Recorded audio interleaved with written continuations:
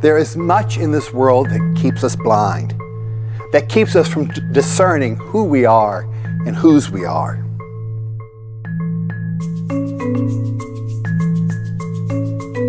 Hello, I'm Father Pat Kibby, the pastor here at St. Stephen Catholic Community.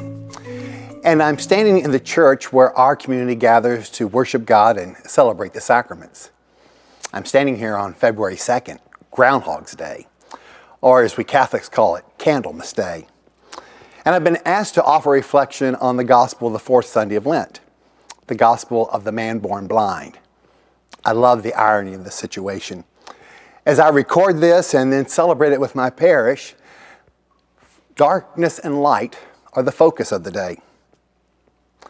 Blindness is a strong spiritual symbol, and it speaks deeply about who we are.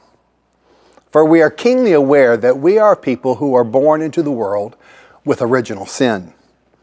We're born into a world that is broken and clouded by sin. When Jesus enters into dialogue with the man born blind, he's entering into dialogue with each and every one of us.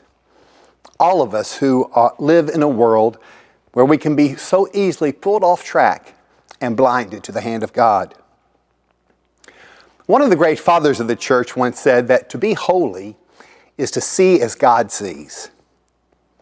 To see as God sees is to have that clear vision that we were breathed into life because God loved. He gifted us with life so that He could share Himself with us.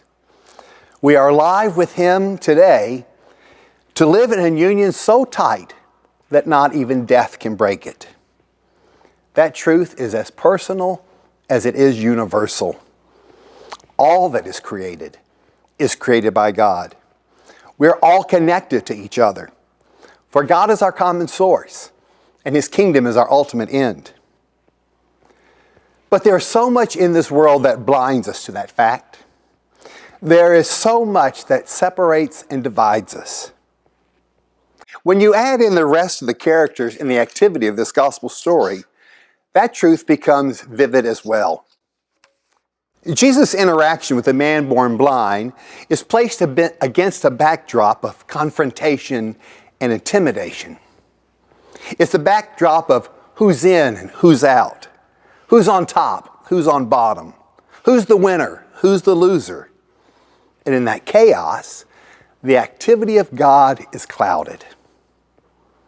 There is much in this world that keeps us blind, that keeps us from discerning who we are and whose we are.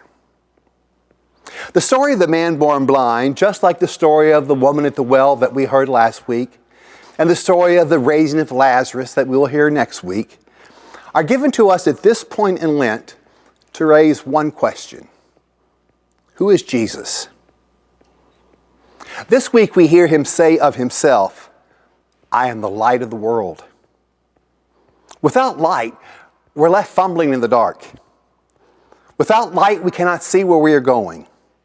Without light, we cannot see each other's face. Without light, we cannot experience life to the full.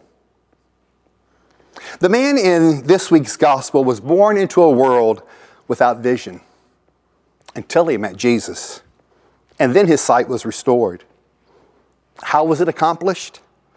How was this man's life so drastically changed?